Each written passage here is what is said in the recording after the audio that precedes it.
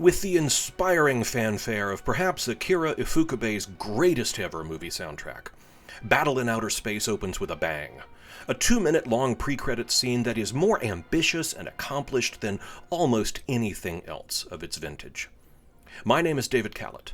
I'm a film historian, and I'm the author of a book called A Critical History and Filmography of Toho's Godzilla series.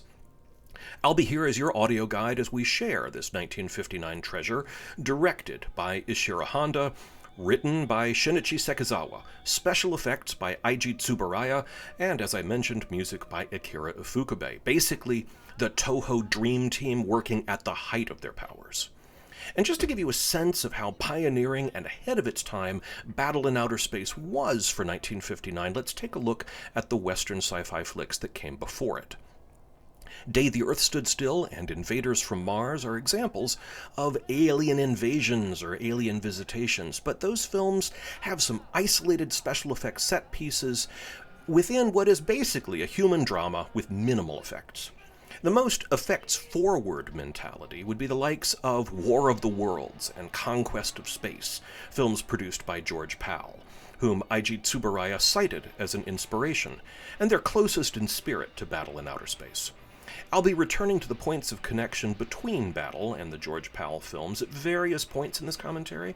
For one, Conquest also features a donut-shaped space wheel similar in design to the space wheel that gets blown to bits in this opening sequence, although the more immediate predecessor for this design was Toho's own, the Mysterians. There were other colorful special effects-oriented sci-fi movies that predate this. This Island Earth and Forbidden Planet are perhaps the biggest and best remembered, but again, these were commercial flops insofar as they cost more to make than they made back in ticket sales. So I can come up with individual films that connect in some way to individual components of this, but alone in this group, Battle in Outer Space tries to and succeeds at having it all. A lavish, full-color, special effects smorgasbord about mind-controlling alien invaders, a trip to the moon, a full-scale attack on the Earth, and a genuine, the title tells it all, Battle in Outer Space at the finale.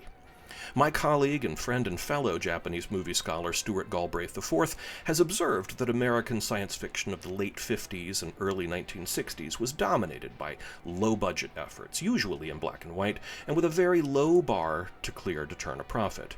The rare attempts at big-budget prestige pictures in that era generally had disappointing box office returns, or even lost money.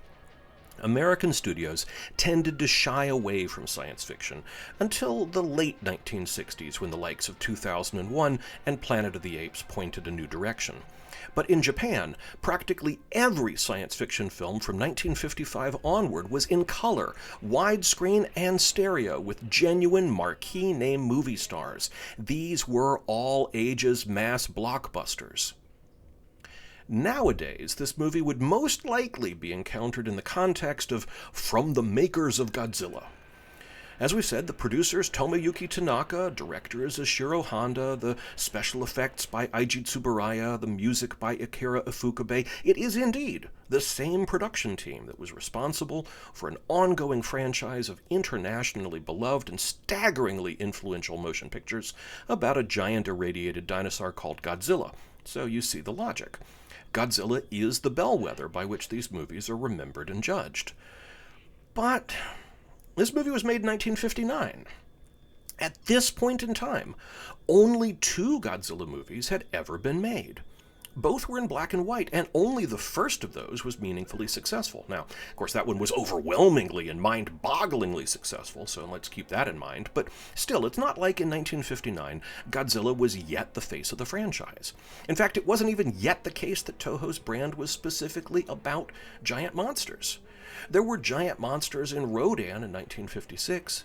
You could argue that there was a giant monster in the Mysterians in the form of a giant robot used by the alien invaders, but that wasn't the focus of the movie, so I'm not going to categorize it as a giant monster movie, but if your mileage varies, it doesn't really change my argument.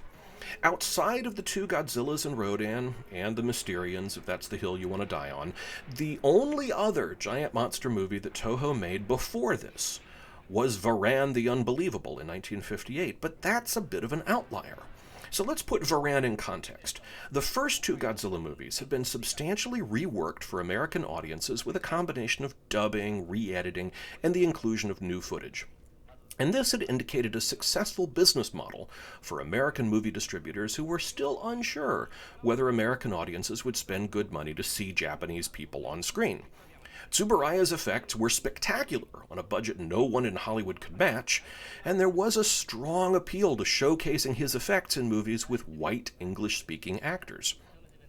So an American company came to Toho and basically outsourced a bunch of special effects footage with the idea of shooting a new English-language movie around it, and that's Varan the Unbelievable. Toho was clever and frugal, and they figured, well, why not go ahead and make a cheap movie of our own using the same special effects footage and thereby get paid twice for the same work? And that's why there's a different Japanese version of Varan, and also why it feels like an afterthought compared to the higher quality work that went into the movies on either side of it. But that's basically it for Toho and Giant Monsters in the 1950s.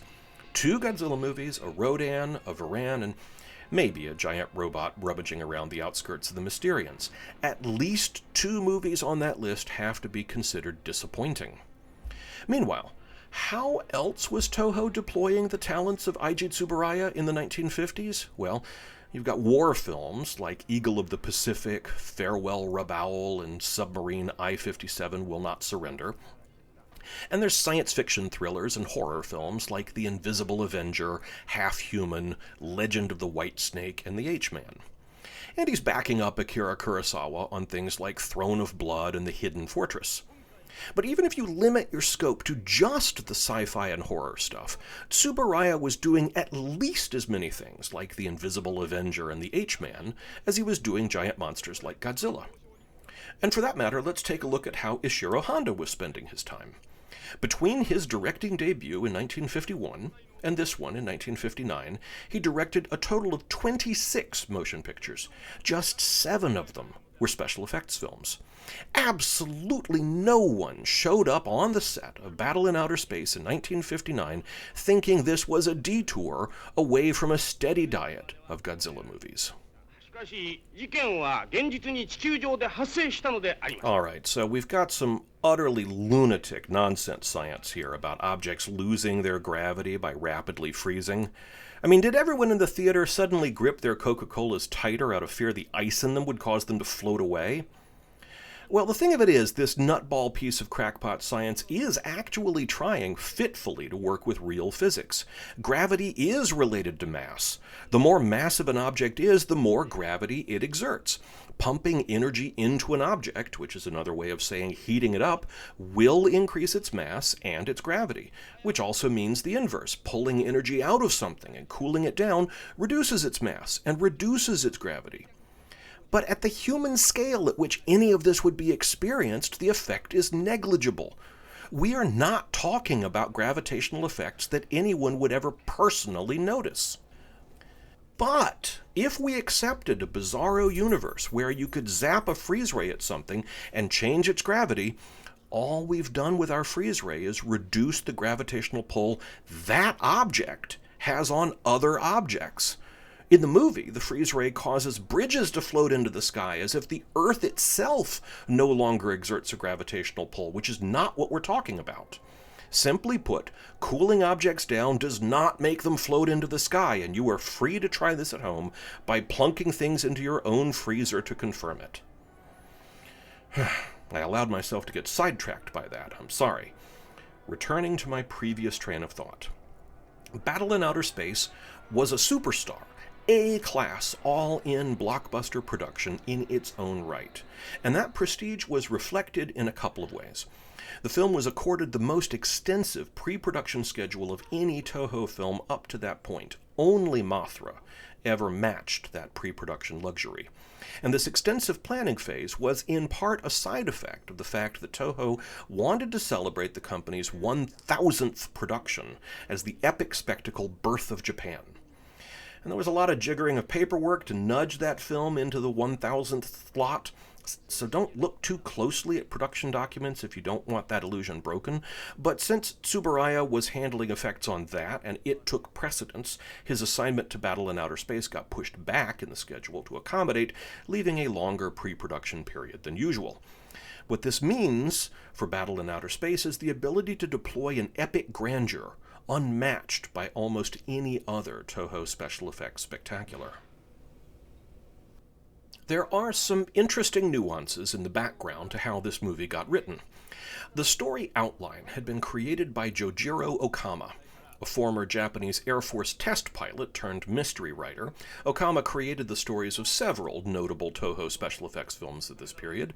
Among them, Okama had written the story of the Mysterians, and when he crafted the outline for Battle in Outer Space, he evidently conceived of it as a sequel to the Mysterians, and he carried over several character names. The production team eventually decided to veer in a different direction and not to try to tie in directly with the earlier film, but no one ever went back and changed those character names. And interestingly, there was a later notion of making the film War in Space in 1977 as a sequel to Battle in Outer Space, but that was abandoned during production, much as the production team abandoned the idea of this being a sequel to the Mysterians. So, in a way, that makes War in Space a not sequel to the Mysterians too, and the whole thing is a not trilogy. Curiously, this comes up a fair bit in the world of Toho special effects movies. For example, actor Hiroshi Koizumi appears in Mothra vs. Godzilla as a Professor Miura, and then he comes back immediately afterwards in Ghidorah the Three-Headed Monster as a seemingly the same character, only now he's named Professor Murai. And the same two movies star actress Yuriko Hoshi as a reporter heroine, but she's emphatically not the same character. War of the Gargantuas was originally mounted as a sequel to Frankenstein Conquers the World, and then all the explicit links were cut out. Over and over again, there's this odd, dissonant déjà vu sense of things being almost a continuous link of characters and stories across films, but just not quite fitting together. But while Okama wrote the story outline, the task of turning it into a screenplay went to Shinichi Sekizawa, a man whom I've argued deserves to be considered on the same pedestal as Ishiro Honda and Eiji Tsuburaya. If you love Japanese special effects movies, whether you know his name or not, you love Shinichi Sekizawa. He wrote Mothra. He wrote King Kong vs. Godzilla. He wrote pretty much all of the most beloved and influential Toho special effects movies of the mid-20th century, except for those that were written by Takeshi Kimura. But here's the rub. All of that was in his future in 1959. Now, I said before, no one showed up on the set of Battle in Outer Space thinking of this as a detour from Godzilla. Well, Shinichi Sekizawa was still a largely unproven talent at this point, too. Sekizawa started out as an animator. He was studying at the Kyoto Animation Studio alongside Osamu Tezuka, arguably Japan's most influential manga artist. He even had his own manga, which was serialized in the newspaper in the pre-war period. And it's so telling and portentous that Sekizawa began his creative life so intimately connected to visual storytelling and trick photography, but that career was abruptly interrupted in 1941 when he was drafted into Japan's Imperial Army and sent off to serve in the South Pacific. And once back home from the war, Sekizawa set out to reignite his film career, initially at the marvelously named Beehive Studios. He wrote a complete script in just 4 days, thereby proving himself a valuable asset for an underfunded churn-and-burn film industry. At first, though, he was just a ghostwriter, working hard but for no direct credit, and eventually, in 1949, he started getting on-screen acknowledgement of his contributions. And then came a significant breakthrough in 1956. Sekizawa wrote and directed a now lost sci-fi bauble whose Japanese title translates as Fearful Attack of the Flying Saucers. Sadly, no copy is known to exist, so I don't know what similarities it might have with this film, but it was in the right vein to attract the attention of Toho, and he was hired in 1957 into the screenwriting department. Varan the Unbelievable was one of his first efforts, and given that film's disappointing outcome, he wasn't yet recognized as the superstar he would be. This film was part of his career climb, and come the 1960s, he was as essential to the Toho special effects movie machine as Ishiro Honda. And the reason I single him out as such a critical element of the formula is that he's the one who cracked the right formula. Prior to Sekizawa's arrival, Toho was trying to make dark, ominous, dramatic sci-fi movies. And while that worked brilliantly with Godzilla, it didn't quite land properly with the other attempts. Sekizawa found the right blend of whimsy, family-oriented fun, and theme park-style thrills to make these movies into all-ages blockbusters.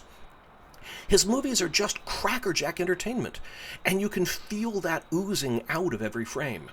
I'll be pointing out similarities between this film and George Pal's Conquest of Space at various points throughout this track, but the biggest and most important difference is that Conquest of Space is just so darn dull, but this thing sings.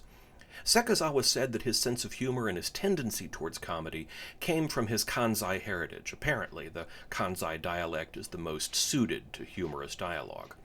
Sekizawa was a gloriously eccentric person and an ebullient personality. When Sekizawa came to the set, he'd dress in a kimono, while his other male peers typically wore a suit and tie. Ishiro Honda tended to be reluctant to change scripts. If he did so on set, he'd phone up Shinichi and ask his approval, which of course was never withheld. Despite his illustrious career writing monster movies for the preeminent monster movie factory in the world, not to mention writing crime movies for the preeminent crime movie factory, Sekizawa's main source of fame and income was as a song lyricist. He ran an inn at Shibuya with his wife, and he lived there. His home was full of HO model trains, an apt hobby for a man whose career was so tied up with miniatures. To quote the great Jennifer Coolidge from A Mighty Wind, "Thank God for the model trains, you know? If they didn't have the model trains, they wouldn't have gotten the idea for the big trains." I should mention that Eiji Tsuburaya was also a model train enthusiast. Tsuburaya's house was adorned with model trains and planes, many of which were ex-Toho props he brought home after shoots. The zombified Iranian delegate Dr. Ahmed is about to get disintegrated, which means I'm running out of time to talk about him. The person playing the role is named George Wyman, and he's one of a handful of non-Japanese performers in this film, including Harold Conway, Len Stanford, and Elise Richter. They can charitably be called amateur actors. These were Western-looking people living in the area who agreed to play small supporting roles in various movies. They weren't trained actors, and in many cases they weren't native English speakers either, so you occasionally get really awkward line readings in the original Japanese soundtracks, where the supposed American characters don't sound convincing in any language. This is one area where the English dub track has a leg up. In the 1960s, Toho would eventually start finding ways to bring in American actors like Russ Tamblyn or Nick Adams to appear alongside the Japanese cast when they wanted to internationalize the proceedings. But that kind of expense would only become an option when American producing partners like UPA came onto the scene. Here in 1959, that just wasn't yet on the table. At the same time, in 1959, there was an extra incentive to at least aim for that international representation. It had just been announced that Japan would host the 1964 Olympics in Tokyo, and suddenly, all across Japan, there was an increased attention to being part of a global community.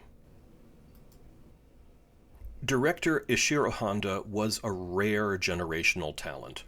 And our enduring love of these movies is in so many ways attributable to him, even though these films were commercial products of a corporate industry. And there's one anecdote that I think best sums up the contradictions in his legacy. This was back in the mid-1990s when I first set out to research my book. I found what purported to be an exhaustive and definitive survey of the history of Japanese cinema. And in it, the author discussed Ishiro Honda, friend and collaborator of Akira Kurosawa, who co-directed several of Kurosawa's classic art films. And then, the book also discussed, with much less detail, Inoshiro Honda, the disreputable filmmaker behind Godzilla and the like. It had never occurred to the writer that these were in fact the same man. Inoshiro Honda is how his name was most often rendered in English in the title sequences of the American prints, but Ishiro was the man's preferred rendering. Although in the Western press it is often said that Kurosawa's career revival in the 1980s was thanks to the intervention of Francis Ford Coppola and George Lucas, Kurosawa himself gave that honor to Honda. And even if commentators in the West couldn't reconcile these two aspects, the two biggest exports of Japan's film industry, Kurosawa art flicks and giant monster movies, all charted a course through the same man. It was through Kurosawa that Honda met a woman named Kimi. She was a continuity supervisor, a job that involved carefully taking notes while the film was being shot to help the director ensure that during reshoots or alternate angles that the actors' positions and actions matched what had already been filmed.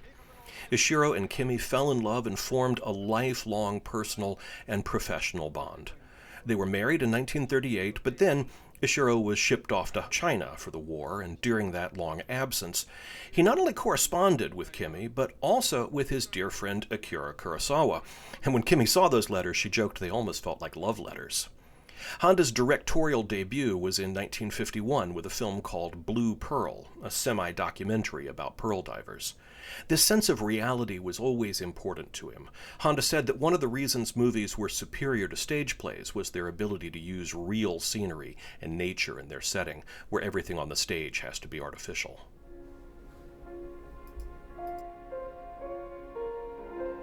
Kyoko Anzai is our leading lady, playing a character named Etsuko Shirashi. There's another character by that same name in The Mysterians, but whatever impulse the filmmakers had to make this into a sequel to The Mysterians evaporated before production, so this is not the same character. Earlier in the decade, Anzai had been a member of the Osaka Shochiku Opera Company from 1950 to 1953, and then in 1953 she switched gears and became an actress. And over the course of the next 8 years, she ended up appearing in 50 films. Then, in 1961, she married actor Tatsuya Mihashi and became a dutiful housewife. That was the end of her movie career, and she remained with Mihashi until her death in 2002. Her co-star, Ryo Ikebi, is the top-billed star in this, and by this point in 1959, he was the biggest star in Japan to appear in a special effects film. Ikebi was the son of painter Hitoshi Ikebi. In 1941, at age 23, he joined Toho not as an actor, but working in the script department. Pretty soon after, though, he was discovered by director Yasujiro Shimazu, who cast Ikebi in the 1941 film Fighting Fish. And then, of course, the war intervened, and like most men of his generation, he was called to serve. When the war ended, Ikebi returned to Toho and became one of post-war Japan's brightest new stars. He's especially known for appearing in Tadashi Imai's youth drama Blue Mountains in 1949 and the Akira Kurosawa scripted World War II drama Desertion at Dawn in 1950. But perhaps his most iconic role was in Ozu's Early Spring in 1956. He crossed paths with Ishiro Honda in 1954 as the lead in a Honda's film Farewell Rabaul, a wartime drama that holds special significance to Godzilla fans because it was the first moment the team responsible for Godzilla came together. Farewell Rabaul was directed by Honda, it was produced by Tomoyuki Tanaka, special effects by Tsuburaya. Ikebi's youthful good looks started to age, however, so he transitioned away from the romantic leading man roles to being more of a character actor in the 1950s. And in the 1960s, he appeared in some memorable roles in crime thrillers, such as playing the ex-con who takes up with fast-living younger women in Masahiro Shinoda's seminal gangster film Pale Flower in 1964. And he starred alongside Ken Takakura in a series of films about the Yakuza. Although Ikebi's film career took him in front of the cameras, he continued to write professionally as an essayist and author of dozens of books, most of them about his experiences during the war. His last essay was published in a Tokyo magazine in 2009. He passed away in 2010 at age 92. Yoshio Tsuchiya is one of the most interesting and compelling Japanese actors of his generation. And ironically, the attributes that made him such a fascinating performer are also the characteristics that kept him from international acclaim. Actors like Takeshi Shimura and Toshiro Mifune became household names in the West, at least among serious cinephiles, because they did serious work with serious filmmakers like Akira Kurosawa. Well, Tsuchiya did too, and he was one of Kurosawa's favorites, but Tsuchiya was only interested in playing twisted or interesting characters, and he figured more of them showed up in strange movies. Tsuchiya's father was a professor of literature. He was the first Japanese translator of Shakespeare. Tsuchiya studied medicine, but after completing medical school, he joined the Hayuza theater group. And his early preference for stage work changed when he was cast in Seven Samurai. Working for Akira Kurosawa was a demanding and a rewarding challenge. With Seven Samurai, Kurosawa innovated a technique whereby he shot scenes simultaneously using multiple cameras positioned far from the actors with telephoto lenses. This way the actors had no way to know which camera angle was going to be used, and they had to naturalistically become the character instead of artificially reciting some lines. Now, James Dean and Marlon Brando were making waves in the United States with naturalistic method-style acting. That trend was surfacing in the films of Akira Kurosawa, and it was seeping into Yoshio Tsuchiya's mentality.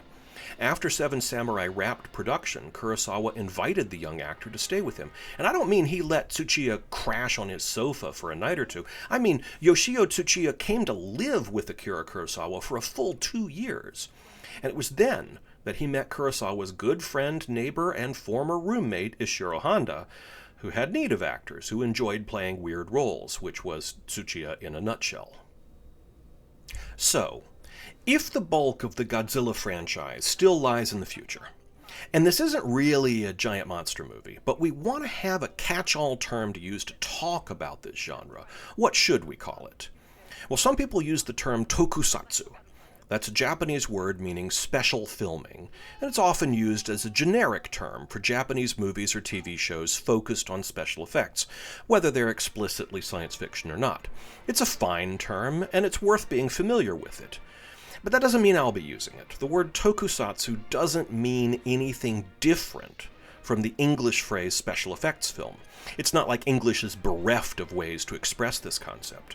I can see invoking a foreign loanword from Japanese when it has connotations that are missing from the English, and there is a category of Japanese special effects movies and TV shows that is uniquely Japanese and difficult to understand outside of that context. That would be Ultraman and the cycle of giant rubber-suited superheroes that followed in Ultraman's wake. I'd agree that's a situation where using the term tokusatsu to single out the Japanese experience as distinct would be appropriate. But Battle in Outer Space really deserves to be understood and appreciated in a broader, global context of special effects filmmaking, and not compared only to Japanese films. For one thing, this film is most readily understood in the context of some specific American sci-fi films of the 1950s that directly inspired it. One of those films is War of the Worlds, a splashy, brightly colored special effects blockbuster about an alien invasion. The other is Conquest of Space, a splashy, brightly colored drama about manned spaceflight to Mars. Many scenes in Battle in Outer Space, including some of its most iconic, can be traced to one or the other of those two influences. But let me be clear on this point, though. I am not saying this is a ripoff of those movies. There are some not very thoughtful critics over the years who have said this, though, and I'd like to take a moment to comment on that line of thought. First, let's take War of the Worlds. Massive hit, won Academy Awards, it's beloved to this day. There is no question that thing was huge.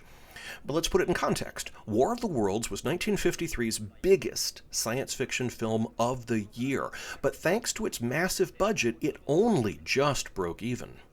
Then Conquest of Space comes along in 1955, and it's a box office flop. Such a disappointment that it tripped up the career of George Powell. It shook up Hollywood and made producers wary of making big-budget science fiction films for fear of losing money like Conquest did. It was why the sci-fi boom started to turn towards low-budget films and independent filmmakers.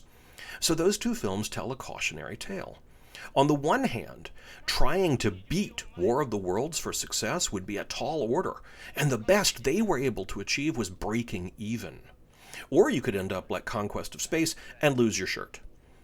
And so what is Battle in Outer Space but a madly ambitious mashup of both of those films? Everything that made War of the Worlds expensive, and then also everything that made Conquest of Space expensive. This movie has 2 rocket ships going to the moon. It's got 2 moon buggies the astronauts used to go to the alien base, which is where the baddies are launching a fleet of flying saucers that are firing anti-gravity rays at the Earth, causing landmarks to fly into the sky. And I almost forgot to mention the space torpedoes. Oh, and then we're going to go and top it all by throwing in a dogfight in space with human pilots fighting UFOs. And we're going to cast one of the biggest movie stars in Japan. So, when anyone tries to shrug off Battle in Outer Space as being somehow some kind of cash-in on George Pal's films, you don't have to take that lying down. Before this thing came along, Japanese science fiction films had only tentatively toyed with space themes. Alien visitors appear in Warning from Space in 1956, and then there was an absurdly low-budget movie series called Starman, and of course we've mentioned the Mysterians. It's absolutely staggering to think how far the filmmakers had to push out the boat on their very first try here. Perhaps a more telling way of understanding just how pioneering and daring this endeavor was would be, instead of trying to look to predecessors, to instead suss out what came after it that most closely resembles it. I can think of 2 films that seem fully steeped in the DNA of Battle in Outer Space. The first of those is Destroy All Monsters, the Godzilla movie that closed out the 1960s. It also features an alien menace that takes mental control of one of our heroes, and the humans send a space expedition to the moon to attack the alien base ahead of a full-scale battle fought on Earth. The second film, though, is Star Wars in 1977. Now, today people call it Episode 4, A New Hope, but back when I saw it for the first time, the title was just Star Wars, which, depending on how loosey-goosey you're going to be with translations, is also the title of this film, Uchu Daisenso, The Great Space War. Now, when I draw parallels between Battle in Outer Space and Conquest of Space, or Destroy All Monsters, it's largely in the context of specific moments and visual ideas that appear in each. That's not the kind of parallel I want to draw with Star Wars. Instead, the connection to Star Wars is in that mad ambition I was talking about, where the filmmakers at Toho could look to something like the films of George Pal and decide to do everything they did and so much more. Like Battle in Outer Space, Star Wars is characterized by constantly changing its setting and tone, constantly raising the stakes. It opens with an overwhelming special effects scene as a way of saying, get comfortable, we're just getting started. Battle in Outer Space and Star Wars are twitchy, restless things. They leap from one spectacle to another. There just aren't many movies that even tried something like this. This bit here, where an inattentive astronaut is surprised to find himself floating away, is something I'd like to spend a little time on. For one thing, this is one of those points of very specific overlap with George Pal's Conquest of Space. Practically the exact same scene happens in that film. And since Conquest of Space is itself a sort of remake of Destination Moon, sure enough, the same scene also happens in that earlier film as well. So we've got a chain of at least 3 movies directly influencing each other, with that chain of influence made very recognizable inasmuch as they all have this same moment in them. Okay, but why? What's interesting or important about a forgetful comedy astronaut bumping his head that made it show up over and over again in 1950s sci-fi movies? Well, it helps to remember that in the 1950s, everything about space travel was still very speculative, even for the professionals who were making it happen. Yuri Gagarin became the first human being in space when he completed a single orbit of the Earth, and prior to that historic achievement in April 1961, you can forgive the general public for being underinformed on the specifics of spaceflight. And so while astrophysicists might have had a working assumption about what zero gravity would be like, for the average person in the 1950s, this was quite literally rocket science and not part of general knowledge. For filmmakers working in the 1950s, this meant there was no clear guide for how to visualize these strange ideas and uncommon experiences. There was no common operating understanding of what zero gravity would look like. And it also meant that you as a filmmaker couldn't take for granted that the audience even knows that zero gravity is an issue. And that is just one of the great shock cuts of all time. The smashed up bits of the space station and the lifeless bodies of the crew just floating in space. It is so gloriously macabre and a perfectly grim reminder of the threat they face. I do need to point out there is a parallel moment in Conquest of Space. An astronaut dies in space, and his corpse remains tethered to the rocket by his life support line, so the body remains visible through the portholes until someone spacewalks out to set his body free. That scene in Conquest is mostly played as how the dangers of space travel complicate our human notions of social decorum and religious observance, whereas here the mood is much more haunting and unnerving. It reminds me a bit of the movie Gravity, where a destroyed space station's shrapnel continues to orbit the Earth as a terrifying reminder of how much danger the character is in. And speaking of Gravity, or Apollo 11, those are films where the filmmakers clearly had to account for audience familiarity with what space travel looks like. And they deployed sophisticated special effects, including, in the case of Apollo 11, actually putting the cast into free fall for real, which was both impossible for the makers of Battle in Outer Space while also being superfluous to requirements. Back in an innocent era when audiences didn't know what to expect, you could just have a throwaway bit of comedy relief with an actor on wires bonking his head on the ceiling and a punchline about remembering you're weightless. Filmmakers in the 1950s would routinely rely on those kind of ordinary Joe characters to serve as surrogates for the audience's perspective. So there'd be a reason to talk about things like gravity and orbital rotation and sunspots and whatever other science was relevant to the story. The rocket's radar has picked up some incoming threats, the so-called space torpedoes, which are basically meteors, somehow aimed and guided as weapons by the aliens. In case you were curious, radar does work in space. It's just radio waves, and we use satellites in orbit to beam radio waves to Earth all the time. The idea of guided meteors, though, is kind of odd. What's up with that, you might be asking? Well, it's possible this was an idea picked up from the 1955 movie This Island Earth. That was another one of the relatively few big-budget, full-color, special effects-forward science fiction films from Hollywood in the 1950s, and it shares with Battle in Outer Space a sense of changing settings and tone. In This Island Earth, there's an alien world beset by interplanetary war, and they send some emissaries to Earth to find some smarty-pants scientists to bring back to help them transmute lead to uranium, like you do. The humans are brought to the alien world, which is being bombarded by guided meteors. Now, here is another moment of déjà vu for viewers of George Powell's Conquest of Space. In this sequence, the mind-controlled astronaut, played by Yoshio Tsuchiya, goes into the engine room of the spaceship and tries to sabotage the vessel by manually turning valves on giant turbine-looking things until another astronaut comes upon him and stops him with his fists. And a sequence with startlingly similar imagery appears in Conquest of Space, although the narrative context is different. Conquest of Space doesn't have any alien adversaries. Instead, what happens is that a scientific expedition is sent to Mars, and en route the captain succumbs to space madness and becomes convinced that because the Bible doesn't mention other planets, man wasn't intended by God to go to them. He concludes it is therefore his religious duty to prevent the mission from landing on Mars, and the insane commander goes into the engine room to sabotage the spaceship by turning valves on giant turbine-looking things until another astronaut comes upon him and they have a fight. As I said, same imagery, different narrative purpose. But is it a copy?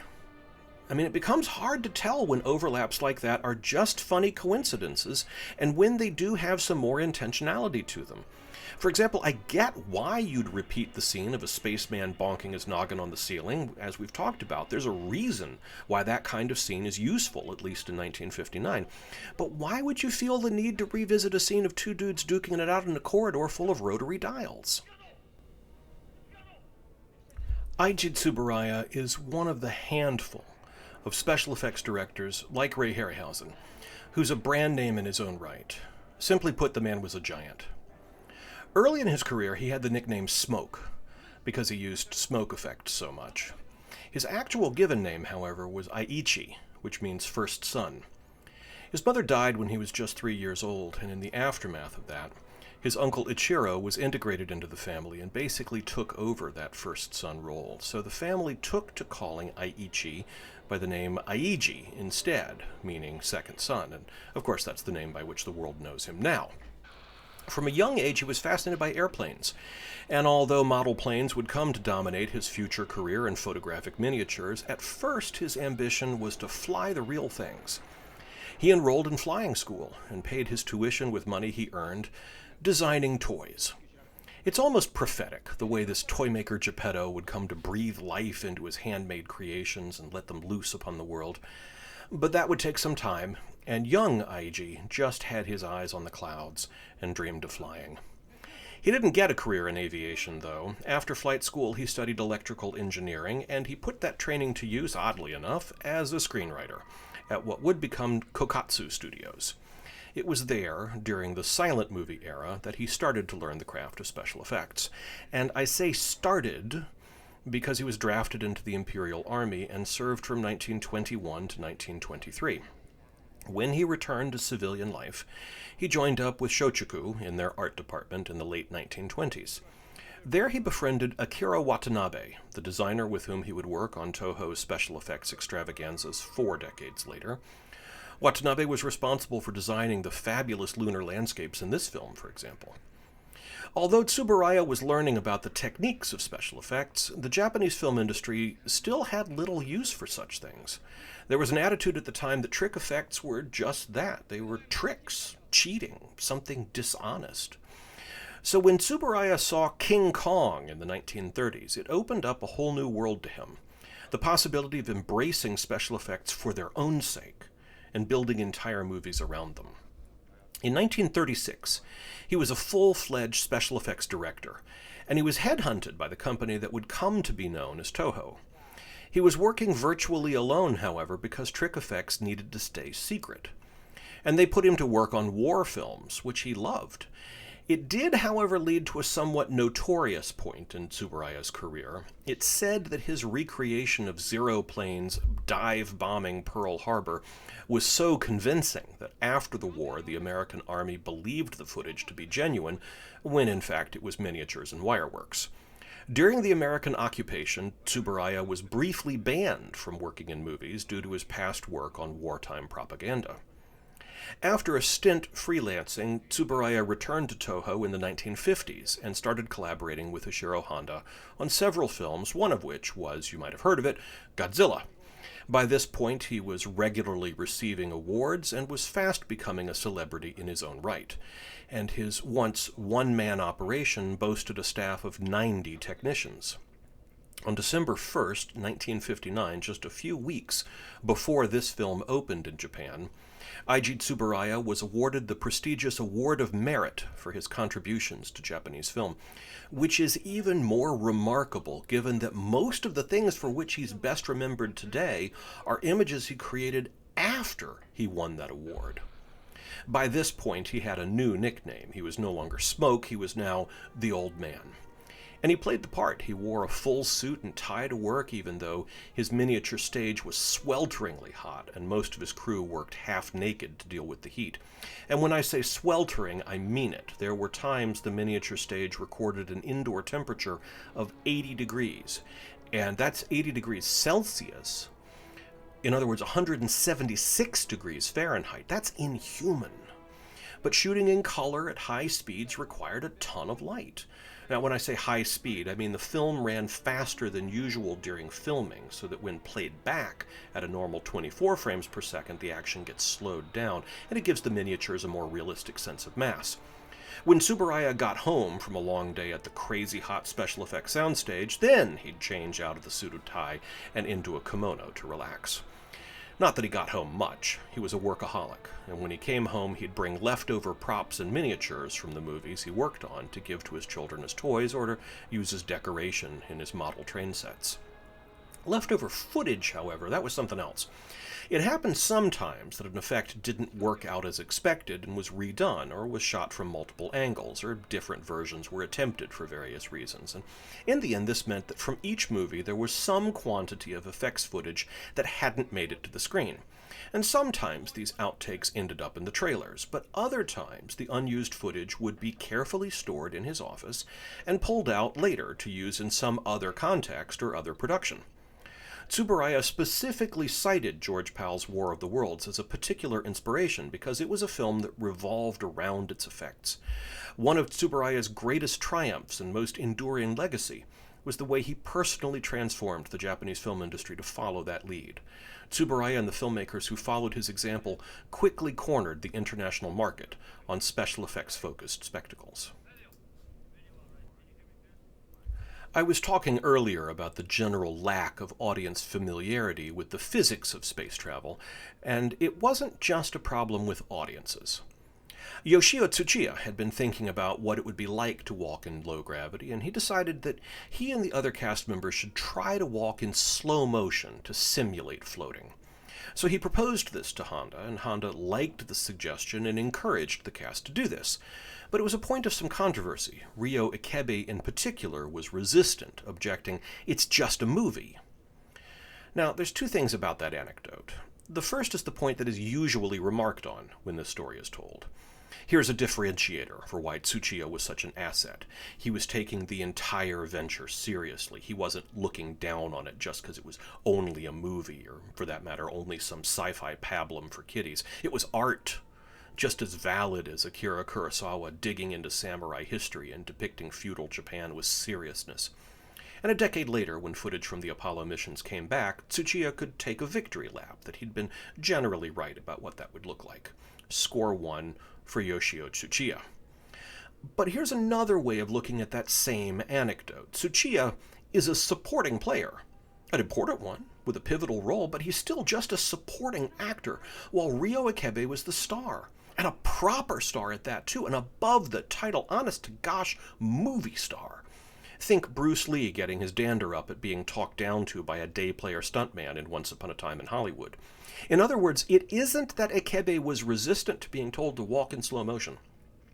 He was resistant to being told by someone else in the cast how he should do his job.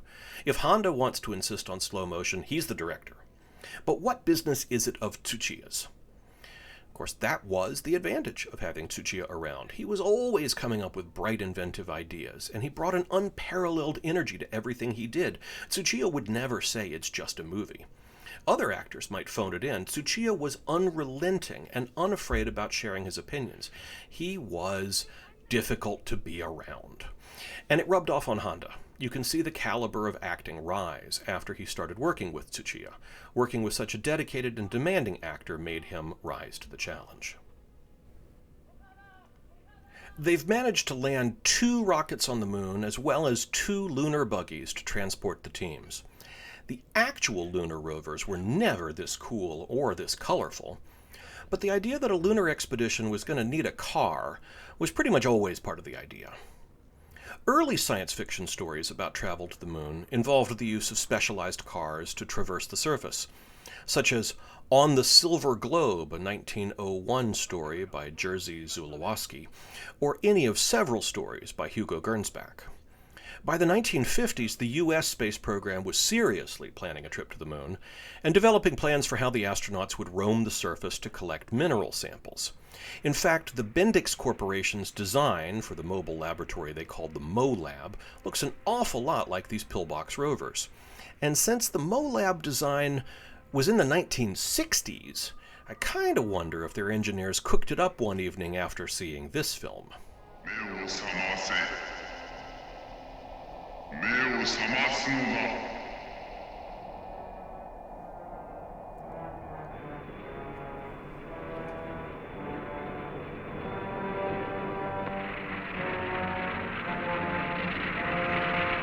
I bet you thought that when Kyoko Anzai was making moon eyes at the moon, that would be it for her character. But look out, there's Itsuko, riding along in the moon buggy with the guys.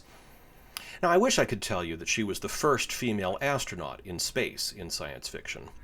Cosmonaut Valentina Tereshkova has that honor in the real world, thanks to her first orbit in 1963. And Fritz Lang's 1928 classic Woman in the Moon in 1928 put a woman on the moon, in case the title was unclear. But it is certainly the case that Anzai's presence is unusual.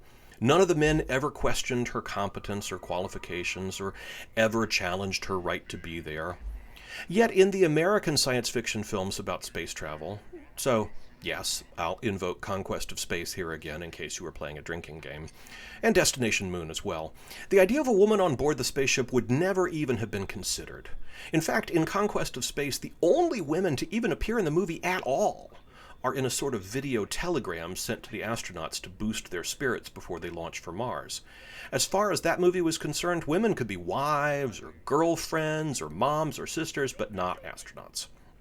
Conquest of Space and Destination Moon proceed from the idea that they are military expeditions, but that doesn't quite get to the bottom of it because this is also a military expedition. In fact, even more so. This is wartime.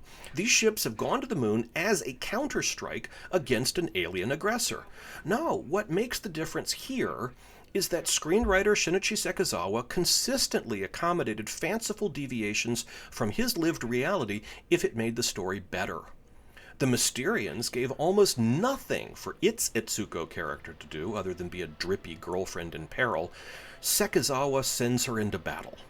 He was comfortable imagining a different future, one where the existence of space travel technology also coexisted with some social changes. Whereas the writers of American sci-fi could imagine futuristic technology, but rarely tried to imagine that any social change would accompany it. And there's a specific illustration of that mental habit I'd like to highlight for you, if I may, because, by now I've brought up Conquest of Space so many times that if you were doing a drinking game based on it, you're well sloshed. I should probably have come up with an abbreviation to save myself the effort of saying it. Conspa or something like that. So with all that I've said about Conspa, some non-zero percentage of you listening are likely to go seek it out and watch it as a point of comparison, and I am so sorry about that. I mean, it's not a bad film, but I did tell you it was pretty dull. But for those of you who do seek it out, you're going to see something weird about its storytelling. A significant part of the narrative is given over to having to persuade the astronauts to go on their mission. Many of them are only reluctantly in space at all, and some are actively bitter about it. Now, of course, in our real world, that's just insane. It turns out the space program was wildly oversubscribed by volunteers, such that the scientists leading the endeavor had their pick of the cream of the crop of physical fitness, aeronautic skill, and intelligence. No one has ever gone into space who didn't desperately want to. But in the 1950s, the one model most people had for how something along these lines might play out was their experience of the military, where young men were drafted and then evaluated to figure out what aptitudes and attributes might be of use, and then assigned to various roles that exploited those abilities. So many people who did turn out to be important figures in aeronautics or atomic physics or computer science or cryptography were put into those positions by a central planning authority and told to do it. It's why I find it endlessly irrational that people who blubber most loudly about personal freedom also agitate for a supposed golden age of the 1950s, back when very few people got to exercise even half the freedoms we take for granted as birthrights today. Be that as it may, audiences in the 1950s would not have blinked an eye at the idea that astronauts were being sent into space against their will, and not everyone on a spaceship would be there entirely happily. And so the trope of the reluctant astronaut is a recurring one across sci-fi of this era. And once you start looking for it, you'll see it everywhere, a bit like learning a new word. In fact, the character of Leonard McCoy on Star Trek is an example, with his curmudgeonly grumpiness at having to work on a spaceship when he'd rather be a simple country doctor, as if he was forced into it. And because Star Trek has had such an enduring popular cultural significance, that trope has persisted into the modern era long past its sell-by date. But here's the weird bit, and this is why I brought it up. You don't find that trope in Japanese sci-fi, which is odd on the face of it because the Japanese experienced the war under similar conditions. Men were drafted and told what to do. I mean, come on, most of the people making this very movie had had that experience firsthand, yet they didn't project it into their visions of a sci-fi future. And in Conquest of Space, or Conspa, there is a memorable moment when the one Japanese astronaut stands up and shames the others for being a bunch of whiny crybabies about being told to go to Mars, because his experience as a Japanese man has shown him that we have to keep progressing, reaching for a better tomorrow. It's a striking scene to have a Japanese character lecture the white men that his experience on the losing side of World War II taught him how to be more hopeful. But it really speaks volumes about Shinichi Sekizawa's singular genius, that rather than reflexively assume the future would look like the recent past, and rather than think he needed to beat anyone over the head with how or why his vision of the future might differ, he just went ahead and dramatized a world where the best and brightest suit up to go on to take the fight to the moon, all races and sexes shoulder to shoulder, because that's what you do in a crisis. I want you to take notice of how well and almost seamlessly the movie cross-cuts between live-action footage and special effects miniatures. The way the overall feel of each scene is maintained in terms of the basic point of view of the camera, the grain of the image, the color scheme. This is not accidental, and it is not easy. To put a fine point on it, Ishiro Honda was the director of the film. It was his job as a contracted employee of Toho Studios to fulfill the responsibility of directing the actors for the live-action photography. He oversaw a production team that included a cinematographer and an art director and an army of film technicians. Meanwhile, Eiji Tsuburaya was the director of special effects photography. He was the king of his own separate realm, operating out of a separate physical location with his own cinematographer and art director, his own army of film technicians. These two men led separate teams, working in parallel on the same project but deploying unique resources under the guidance of their respective visionary leaders. Towards that end, the overall production was visualized with concept art by designer Shigeru Komatsuzaki. And then Honda led a team consisting in part of director of photography Hajime Koizumi and art director Teruaki Abe. As part of that connection between these two teams, there was a young man who was formerly an assistant to Honda and who had become a protege of Tsuburaya's. His name was Teruyoshi Nakano. Nakano was born in 1935 in South Korea, and after the war his family returned to Japan. He met Ishiro Honda at Nippon University, where Nakano had hoped to become a director. Honda brought him on as an assistant director, and then with this film, Nakano joined Tsuburaya's staff. I'm singling him out for attention not because he made any particularly distinctive contribution to this film. He was one staff member among many doing Tsuburaya's bidding. But he was the face of the future. Roughly a decade later, he took over the Toho special effects department from Tsuburaya. Nakano assumed that august mantle in 1970 because Eiji Tsuburaya had died too young, a chain-smoking diabetic felled by a heart attack. When it happened, Godzilla suit actor Haruo Nakajima almost lost the will to live, and certainly lost the will to work. He was coaxed back into the monster costume by the pleadings of Taisho Arakawa, the man initially charged with filling Tsuburaya's post. But when Toho's top brass refused to allow Ishiro Honda to add a dedication to Eiji Tsuburaya on the closing credits of Space Amoeba, Taisho Arakawa was so disgusted he quit. Honda virtually retired at that point too. Nakajima stayed on for another 2 films, and then he called it quits, along with most of the other principal creative team that had led the science fiction spectacles throughout the 1950s and 60s. The special effects films made by Toho in the 1970s would be handled by a new generation of filmmakers, Teruyoshi Nakano leading that new approach in the special effects department.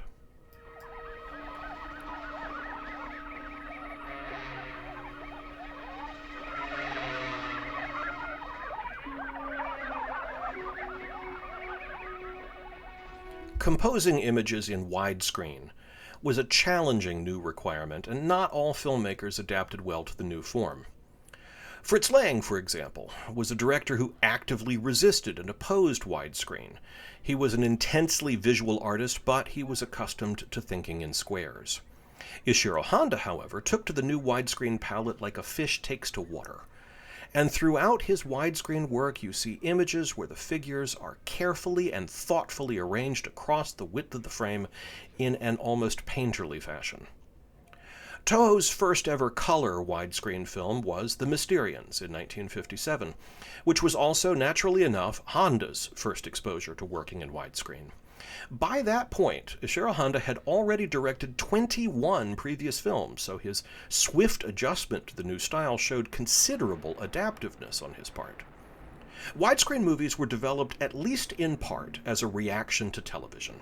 The idea was to encourage audiences to continue to pay for tickets to attend movies in the theater, as opposed to enjoying essentially free entertainment on TV, by offering in the theater an increasingly immersive and outsized experience that TV couldn't replicate. Color, widescreen, and stereo were all related components of this approach, and this film has all three. Toho's widescreen was a trademarked process called Tohoscope. And the way it worked was that the film stock itself was the same squarish 35mm frame as always, but the cameras were fitted with special lenses that compressed the image horizontally. The technical term is anamorphic. And then a similar lens would be used on the projector to uncompress that lateral squeeze. I want you to pay attention to the arrangement of figures in the frame as the Natalians swarm our heroes in this cave. Ishiro Honda's compositions give the viewer a comparable sense of claustrophobia to what they must feel because the Natalian bodies crowd the frame the same way they crowd around Etsuko and Katsumiya. I said before, there aren't many distinctly visual overlaps with Star Wars, but all the same, I can't help but see a precursor to the Jawas here, diminutive aliens with blinky eyes and incomprehensible squeaks for voices. There's an interesting consequence of this widescreen anamorphic technology that you should be aware of, because the lens basically sees twice as much area sideways as a regular spherical lens, so you need a longer focal length to compose the image with, and this has the net effect of decreasing the depth of field. So anamorphic widescreen like this has a short depth of field, and objects outside that narrow band will be in a softer, fuzzy focus. Which means, when your job is to integrate miniature footage with live action shot at a wholly different scale, the two production teams have to be very careful about managing depth of field to maintain visual continuity between the two. Somehow, I've managed to drone on this long without yet telling you anything about composer Akira Ifukabe. What's wrong with me? Ifukabe's name is revered by generations of fans as the sound of Toho. His music continues to be the defining signature of Toho special effects films years after Ifukabe's death. When this movie was made, he was a professor of musical composition at Tokyo University and one of Japan's foremost classical composers. Ironically, his classical works have gone largely unnoticed abroad, and his reputation is in many ways maintained by his soundtracks for Toho's science fiction and fantasy films. Ifukabe was raised in an area called Otofuke, which was populated by a lot of Ainu people. The Ainu are the Japanese equivalent of Native Americans, the indigenous natives whose land was appropriated and whose culture was suppressed. The same sense of national guilt and historical shame colors the Japanese-Ainu relationship, as does the American-Native American relationship. Ifukabe's father was mayor of a city whose population was 50% Ainu. The Ainu had no written language, and so it was very musically oriented, with a rich oral tradition, and young Ifukabe soaked all these cultural influences up like a sponge. As a professional musician and composer, his music would be identified by short, repeating motifs, ostinatos, like the Ainu folk music that he grew up with. But it wasn't just growing up with Ainu folk music that turned Ifukabe into a musician. In fact, at first he wasn't a musician at all. He was a professional forestologist in Hokkaido. His father scoffed at music as an effete pastime and not a serious career. So he'd studied wood. And he spent 10 years as a forestry specialist until he was at a wedding where Jean-Francois's Concertino for Piano and Orchestra was played, and that piece of music crawled inside his head and rewired his brain. More or less on the spot, he decided to change the course of his life. "I want to do that," he said. Hindered by his father's opposition, Ifukabe never studied music formally. Nonetheless, Ifukabe was the first Japanese classical composer to receive international recognition. In 1933, he wrote a letter to George Copeland, the pianist, and Copeland actually answered, asking for some Japanese piano scores that he could play. So Ifukabe went and wrote some. That was the genesis of Ifukabe's first published composition, a 4-part piano suite in 1933. It was published thanks to the aid of Ifukabe's mentor, Alexander Cherepnin. The piano suite was later rearranged for orchestra, and that became the Japanese suite. And then in 1935, Ifukabe wrote Japanese Rhapsody as a full orchestral work. Cherepnin was just then launching an international competition, and he encouraged his protege to enter the contest. And indeed, Japanese Rhapsody took the top prize for outstanding musical work for orchestra. Ifukabe's compositional style is one of emotional extremes, operatic values on an epic scale. During World War II, the Japanese military commissioned him to compose nationalistic hymns for the Pacific Islands that the Japanese liberated. And so there's the funny story that comes out of this. When General Douglas MacArthur arrived at Atsugi Air Force Base in August 1945 at the end of the war, the band performed a brass band march that Ifukabe had originally written to signify the liberation of the Philippines from American control. Ifukabe just had to laugh at that one. In addition to composing nationalistic themes, Ifukabe spent the war years cultivating an interest in film music. The Japanese military confiscated a print of Walt Disney's Fantasia and asked him to serve on a panel to determine whether it could be distributed in Japan. The reviewers ultimately decided to ban Fantasia, and Ifukabe later explained that the panelists feared that Japanese morale would suffer by seeing how refined and cultured American pop art could be. It was one more step, though, in mixing film and music in his fertile imagination. And after the end of the war, one of Ifukabe's friends, Fumio Hayasaka, got a job writing film music for Akira Kurosawa. And a light bulb went off over Ifukabe's head. He said, I could do that." Although the Japanese public held musicians in low esteem and the composing community saw film composers as even lower, Ifukabe had gotten as far as he had by never paying attention to other people's advice. His first film composition was for a film called Snow Trail, which happened to be Toshiro Mifune's first film as well. Ifukabe later scored The Quiet Duel for Kurosawa and argued with the temperamental director, which was a no-no, so that was his last job scoring for Kurosawa. When he was asked to score the movie Godzilla in 1954, he saw an opportunity to address his own experiences with radiation. Wartime radiation exposure killed his brother Isao and made Akira himself pretty sick. Now, he lived until 2006, but still, in 1954, this was on his mind. In addition to scoring Godzilla movies, Ifukabe wrote music for the Dai Company's giant Meijin series, as well as such dramas as Children of Hiroshima, Buddha, The Burmese Harp, Birth of Japan, and Night Drum. But it is for his work on Toho's special effects spectaculars that he has continued to garner new fans long after his passing. His grand, epic scores would bless a dozen Godzilla films. Even after his retirement, his memorable Godzilla theme would be re-recorded by other musicians on successive films, an indelible and inviolate ingredient in the Godzilla formula. And here's the thing, he did all this blind. I mean, I don't mean he himself was blind. He could see. But between Tsuburaya's perfectionism and the amount of time it took him to prepare the special effects footage, it was generally the case that Ifukabe had to work on writing the score before the special effects footage had been included. So he was usually writing music to accompany things he hadn't seen. And if you manage to track down one of his classical CDs, you'll find it eerily familiar to his soundtrack music. The guy scored 200 feature films in 60 years. It was inevitable that he would recycle and revamp musical cues, given such a crushing workload. In fact, several tracks in this score echo pieces originally scored in 1958 for Varan. But Ifukabe had enough originality in him to continue to mine new ideas and new themes right up into his final soundtrack, which was recorded in 1995.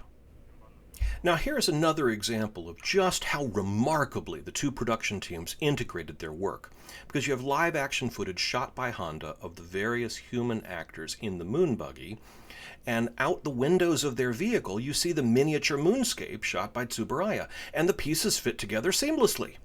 It's especially notable if you watch this movie back to back with The Mysterians, because in that previous film, just a couple of years earlier, Tsuburaya had been experimenting with integrating live action and special effects footage in color and widescreen all at once. But the results were variable, and in many cases the human figures had obvious blue fringing around their edges as a consequence of the blue screen matte, and sometimes the human figures actually went semi-transparent with the miniatures visible through their bodies. At the risk of exasperating everyone listening, let me just note as well that the exact same problems plague the special effects in Conquest of Space. Irritating blue halos from the traveling mats and figures that become partially translucent when optically printed onto miniature backgrounds. It was tough. It was tough to get that effect right in those days. And by contrast here, Tsuburaya blends the components perfectly.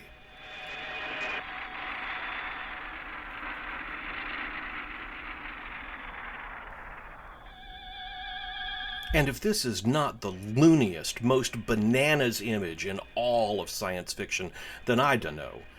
Yoshio Tsuchiya, the maddest actor in all of Toho's stable, alone on a craggy moon mountain like some solitary Wild West gunman, single-handedly shooting down UFOs with a handheld ray gun. Tell me you've seen anything half this iconic in anything other than comic books. And it's to this movie's credit that this bizarre gonzo image actually makes sense in the narrative context we've been given. That Tsuchiya's yippee-ki-yay act is even played as some kind of tragic self-sacrifice. Some 32-odd years later, Yoshio Tsuchiya appeared in Godzilla vs. King Ghidorah as a businessman who was wrapped up in Godzilla's creation myth and who got roped into a plot by some time-traveling con men to go back and unmake Godzilla. Things go sideways, and Godzilla ends up being bigger and meaner as a result, which was kind of the opposite outcome anyone wanted. And there's a genuinely tear-jerking moment where Tsuchiya and Godzilla make eye contact and sort of silently salute each other as old soldiers before Godzilla blasts Tsuchiya into oblivion with his atomic breath. And that's what Tsuchiya could give your movie. That's why you wanted him on the team. You could think up the absolute craziest thing possible. I know, let's have a cowboy spaceman shoot down flying saucers like he's at a carnival game. And Tsuchiya would come in and say, I'm one of Kurosawa's favorite actors, and then just completely nail your crazy scene like it was Shakespeare. This is a decidedly imperfect world full of sadness and horror, but it had Yoshio Tsuchiya in it, so it ain't all bad. I think we've had enough time watching this film together that I can safely express some thoughts about what's going on, and we'll have had enough common experience watching the same events unfold that we'll be on the same page. So the first observation I want to get out of the way is that our heroes belong to some kind of scientific/military outfit. They report to some kind of chain of command, they have military ranks, they're good with their fists, they're armed, and when the decision is made to bring the fight to the enemy, there's no worry about who's qualified to fly combat in space. It's just taken for granted that the same folks who already work around rockets are going to be competent aerial dogfighters too. And it should be uncontroversial to observe that the space station in the opening sequence was part of this same scientific military establishment operating in peacetime. And that satellite, as its name implies, was not situated in the heart of the Earth's operations, but rather in orbit, in a liminal space, within the Earth's sphere of influence, but shading out towards outer space, where the aliens live. And it was an unprovoked attack on that military installation in the outskirts of the Earth's influence that galvanized an otherwise fractured populace into uniting in war against the aggressors. None of this should be hard to swallow. I'm just describing the plot of the movie. But obviously I'm doing so with words chosen to emphasize the parallels to the attack on Pearl Harbor and how that galvanized the United States into joining World War II. In many ways, what first attracted me into a serious study of Japanese science fiction films was this curious obsession with recasting traumatic events of the war into popular blockbusters aimed at family audiences.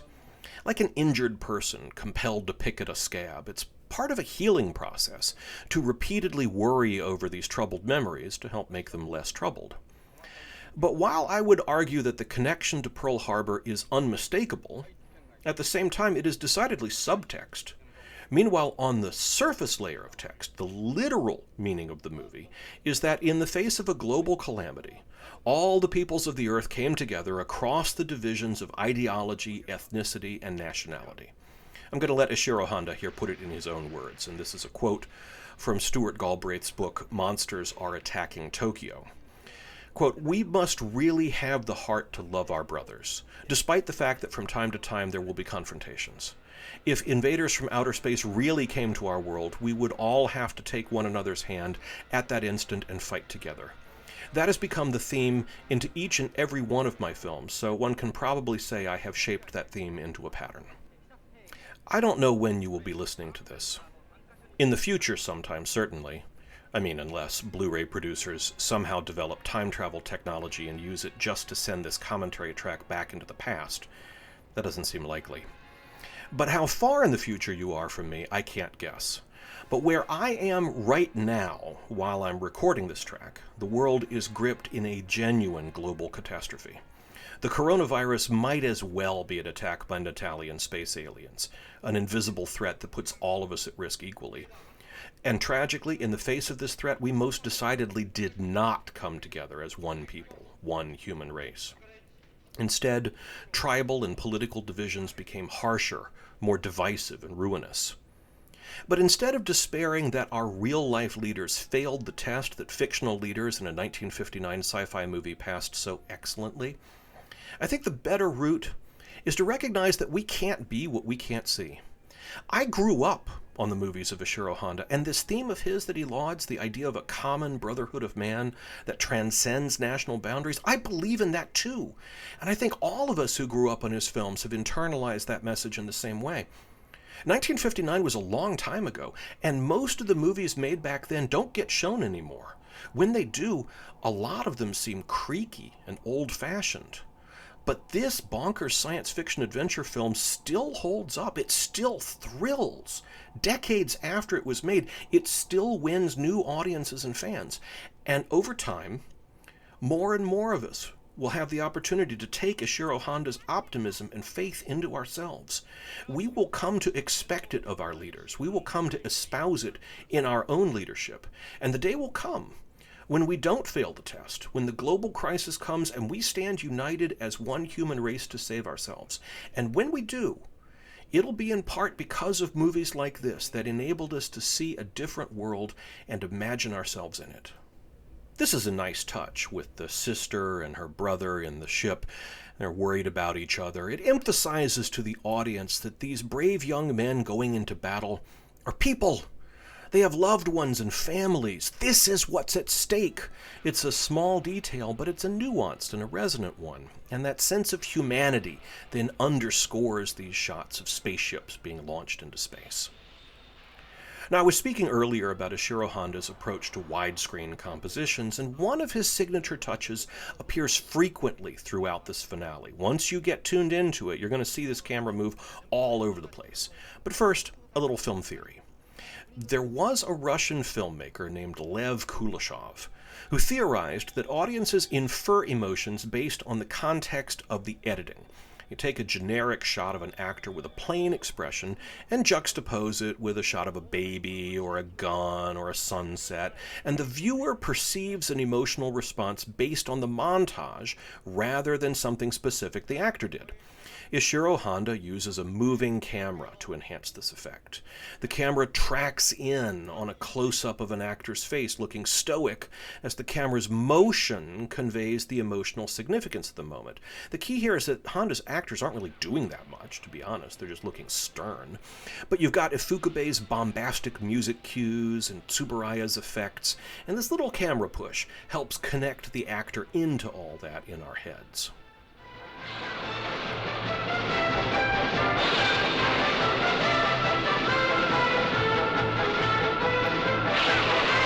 And if there is any moment in Battle in Outer Space where the influence on Star Wars is overt and inescapable, it would be in this finale sequence. The generals and their techs are back in base command, watching tactical displays and worrying anxiously as fighter pilots in the cockpits of airplane-like rocket ships engage in aerial dogfights with enemy spaceships using laser rays, the cameras positioned head-on onto views of the pilots in their crash helmets and eye shades, logos on their helmets, stars visible out the cockpit windows. There are plenty of Star Wars aficionados and scholars better informed than me who may have more information on this point, but I am unaware of any instance where Lucas openly acknowledged a debt of influence to Battle in Outer Space. That being said, George Lucas was vocal about acknowledging a debt of influence to Ishiro Honda's colleague and friend Akira Kurosawa, and there was a moment in 1988 when all these people came together, in a way. Lucas had been talking up the importance of Kurosawa's legacy, and together with Steven Spielberg, they helped Kurosawa get the backing and distribution for a career revival with the movie Dreams. And as it happened, Ishiro Honda directed one of the segments of Dreams from Kurosawa's detailed notes and directions. The alien ships have a distinctive shape. They're shaped a little bit like the ships that the Martians attack Earth with in George Pal's War of the Worlds. Of course, even more so, they are exactly identical to the ships that attacked Earth in The Mysterians. As a practical matter, that's because plans to design brand new spaceships were scratched for budgetary reasons, as this insanely ambitious film got more and more costly, because reusing existing props was a material cost savings. That was just one more point of connection, though, with The Mysterians that has led to the illusion that it is a sequel. In The Mysterians, much of the film was given over to exploring the aliens' culture and motivation for invading Earth. The alien commander, who was played by Yoshio Tsuchiya, naturally, was a major character with significant screen time. By contrast, here in Battle in Outer Space, there is almost no characterization of the Natalians. Are they coming to Earth because they are hostile military conquerors? Or have they run out of precious minerals back at home? Or do they want to mate with Earth women? Or are they self-appointed messiah figures who think they can run our affairs better? Or are they suppressing humans before we spread into the galaxy as conquerors ourselves? So many possibilities. Who knows? The movie doesn't really care. And frankly, I find that refreshing. It is so hard sometimes to figure out what my dog is thinking. And we live together in the same house. The idea that we would be able to understand an alien civilization's thinking is fairly arrogant and anthropocentric, if you ask me. Instead, Battle in Outer Space plays more like War of the Worlds in that particular respect, in that the aliens are largely unseen and uncharacterized. This sequence is notable for featuring the screen appearance of an actual piece of genuine high-tech technology, and as an enthusiastic student of the history of computer technology, I get a huge kick out of this. Ryo Akebe and his team are using a computer called the HiPAC. It was a real computer, and it was brand new when this movie was shot in 1959. The HiPAC was an innovative piece of computer technology developed in Japan that got worldwide attention at the 1959 Paris exhibition and only became commercially available the following year. The innovative heart of the HiPAC was invented by a Japanese graduate student in 1954, the year that Godzilla was made, and he developed a resonant circuit that oscillated between two stationary phases. Those two phases could represent the binary options of 1 and 0 and thereby be used to code binary numbers. This circuit, called a parametron, was a very reliable yet inexpensive kind of computer circuit, which enabled the Japanese computer industry to be meaningfully competitive with American computers. Eventually, transistors replaced parametrons due to superior speed, but the HiPAC was a worthy example of Japanese know-how and ingenuity. Attacks on prominent landmarks in New York, San Francisco, and Tokyo highlights Eiji Tsuburaya's growing fame. The more he and Toho came to be associated with movies about cities being destroyed by giant monsters or alien invaders, the more cultural cachet accompanied the city being destroyed on screen. So the inclusion of Western cities like New York and San Francisco was a way for Toho to court American distributors and audiences. companies would actually vie to have their logos appear and then get destroyed. It was the in thing to get destroyed by Eiji Tsuburaya. In shots like these, you don't see names like Nikatsu Hotel by accident. And the gratuitous city destruction in this film is glorious. It is worth the wait.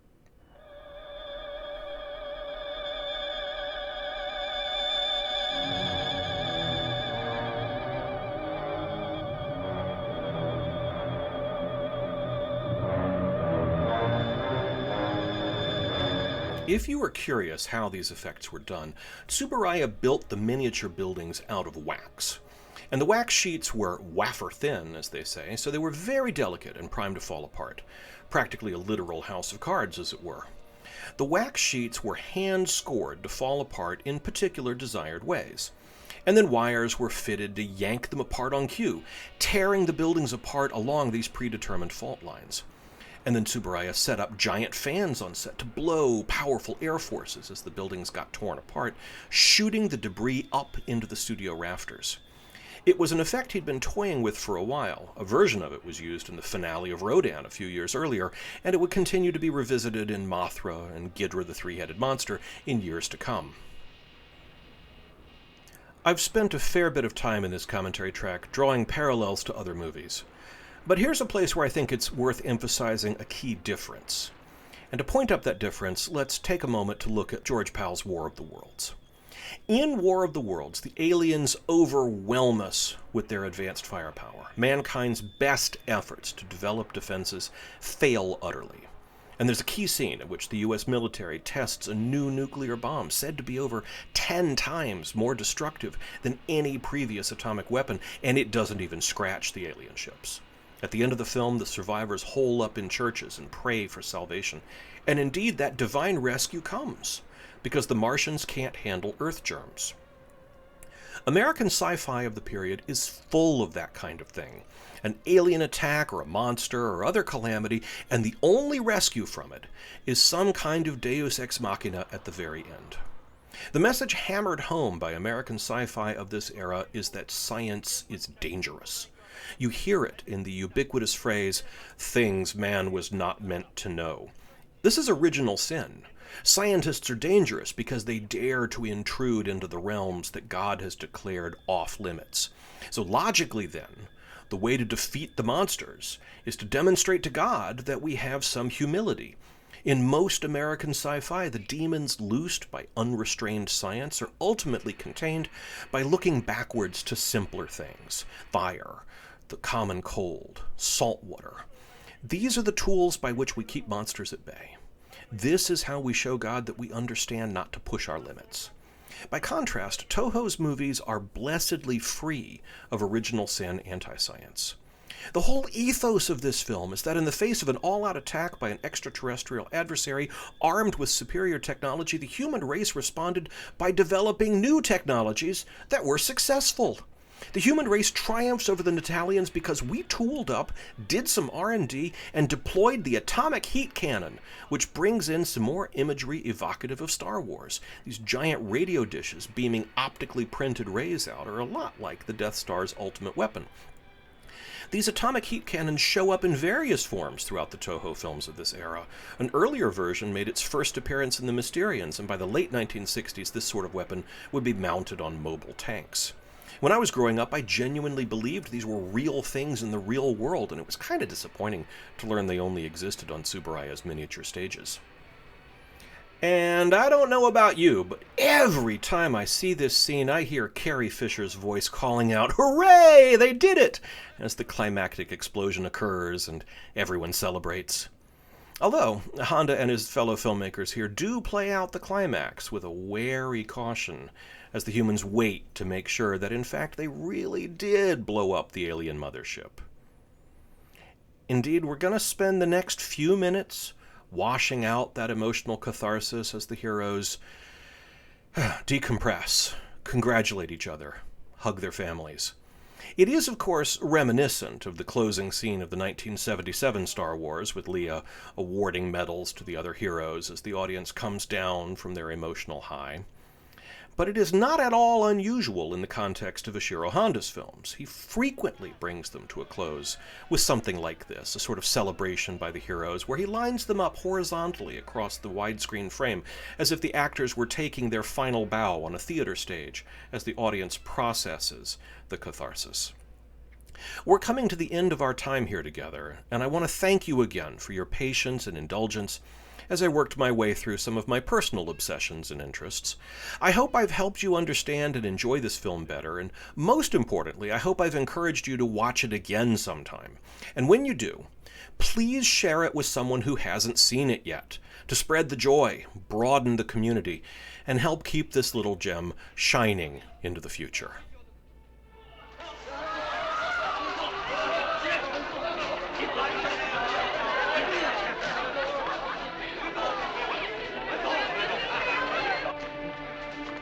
Akira, 我々も戦闘ロケット隊の連中を迎えに行こうかね。はい。